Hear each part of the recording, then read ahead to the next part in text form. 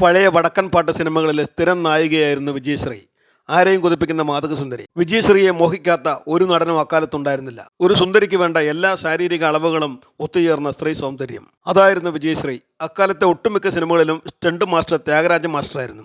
ത്യാഗരാജനും വിജയശ്രീയും നല്ല സുഹൃത്തുക്കളായിരുന്നു. ഉദയായുടെ പോസ്റ്റ്മാനെ കാണാനില്ല എന്ന സിനിമയുടെ ചിത്രീകരണം നടക്കുകയാണ്.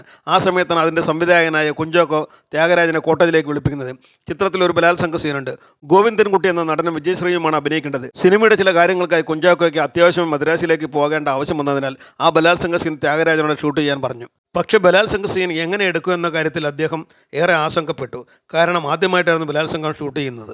അവസാനം അദ്ദേഹം ഒരു ഉപായം കണ്ടുപിടിച്ചു. ഷൂട്ടിങ്ങിൻ്റെ തലേദിവസം രാത്രി ഗോവിന്ദൻകുട്ടിയുടെ മുറിയിലെത്തി കാര്യം പറഞ്ഞു.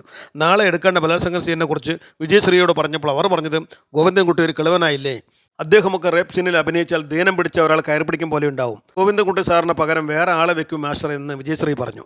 വിജയശ്രീ തന്നെക്കുറിച്ച് പറഞ്ഞത് കേട്ട് അടിമുടി ദേഷ്യം വന്ന ഗോവിന്ദൻകുട്ടി സാർ ഇങ്ങനെ പറഞ്ഞു, ഓഹോ, കുറച്ച് പടത്തിൽ അഭിനയിക്കുമ്പോഴേക്കും അവൾ അത്ര അഹങ്കാരിയായോ, എൻ്റെ കരുത്ത് ഞാൻ അവളെ കാണിച്ചു കൊടുക്കാൻ പോവുകയാണ്. പിറ്റേ ദിവസം ത്യാഗരാജ മാസ്റ്റർ വിജയശ്രീയുടെ അടുത്തെത്തി ഇങ്ങനെ പറഞ്ഞു. റേപ്പ് സീനിൽ വിജയശ്രീയുടെ കൂടെ അഭിനയിക്കാൻ ഗോവിന്ദൻകുട്ടിക്ക് ചെറിയൊരു പ്രയാസം പോലെ തോന്നി. അദ്ദേഹം പറയുന്നത്, പെണ്ണത്തുമുള്ള ഒരു പെണ്ണിനെ കൊണ്ടുവന്നാൽ പോരെ, എന്തിനാണ് ആണിനെ പോലെയുള്ള വിജയശ്രീ തന്നെ ഈ രംഗത്ത് അഭിനയിപ്പിക്കുന്നത്? ത്യാഗരാജൻ മാസ്റ്റർ പറഞ്ഞ ഈ നുണ രണ്ടുപേരും വിശ്വസിച്ചു. രാവിലെ 8 മണിക്ക് ഉദയ സ്റ്റുഡിയോയിൽ കിടപ്പറയൊരുക്കി 3 ക്യാമറയും വെച്ച് കാത്തിരുന്നു ത്യാഗരാജൻ മാസ്റ്റർ. ഗോവിന്ദൻകുട്ടിയും വിജയശ്രീയും കൃത്യസമയത്ത് തന്നെ എത്തിച്ചേർന്നു. അവർ പരസ്പരം ഒരു വാക്കുപോലും സംസാരിച്ചില്ല. വാശിയോടെയുള്ള വരവിൽ ഗോവിന്ദൻകുട്ടി കുറച്ച് മദ്യം കഴിച്ചിരുന്നു. താഴെയും മുകളിലുമായി ക്യാമറകൾ വെച്ചു. ക്യാമറമാനെയും മറ്റ് സഹായികളെയും മുറിക്ക് പുറത്താക്കി. എല്ലാ നിയന്ത്രണവും ത്യാഗരാജൻ മാസ്റ്റർക്ക്. ക്യാമറമാനും സംവിധായകനും എല്ലാം ത്യാഗരാജൻ മാസ്റ്റർ തന്നെ. ആക്ഷൻ എന്നും മാസ്റ്ററുടെ ശബ്ദം മുഴങ്ങിയതോടുകൂടി ഗോവിന്ദൻകുട്ടി സാർ വിജയശ്രീയുടെ മേൽ ചാടി വീണു. തന്നെ കിളവനെന്ന് വിളിച്ച വിജയശ്രീയെ ഗോവിന്ദൻകുട്ടി ഒരു പാഠം പഠിപ്പിക്കാൻ തന്നെ തീരുമാനിച്ചു. അഭിനയമൊക്കെ അയാൾ മറന്നു. വിജയശ്രീയും വിട്ടില്ല. അവർ അയാളുടെ മുഖത്ത് ആഞ്ഞടിച്ചു. അതോടെ വാശികേറി ഗോവിന്ദൻകുട്ടി വിജയശ്രീയെ വലിച്ച് കിടക്കിലേക്ക് തള്ളിയിട്ടു. വസ്ത്രങ്ങൾ കീറിപ്പറിച്ചു. പല്ലും നഖവും ഉപയോഗിച്ച് മുറിവേൽപ്പിച്ചു. വിജയശ്രീയുടെ ചവിട്ടേറ്റ് ഗോവിന്ദൻകുട്ടി പലവട്ടം മറിഞ്ഞു വീണു. 45 മിനിറ്റിലേറെ ഷൂട്ട് ചെയ്ത് കഴിഞ്ഞപ്പോഴാണ് ത്യാഗരാജ മാസ്റ്റർ കട്ടു പറഞ്ഞത്. അപ്പോഴും അവർ രണ്ടുപേരും നിന്ന് കിതയ്ക്കുകയായിരുന്നു. ചിത്രീകരണം കഴിഞ്ഞപ്പോൾ ത്യാഗരാജ മാസ്റ്റർ രണ്ടുപേരുടെ മുന്നിലും താൻ പറഞ്ഞ കളവ് തുറന്നു പറഞ്ഞു. അത് കേട്ട ഗോവിന്ദൻകുട്ടി പൊട്ടിക്കരഞ്ഞു.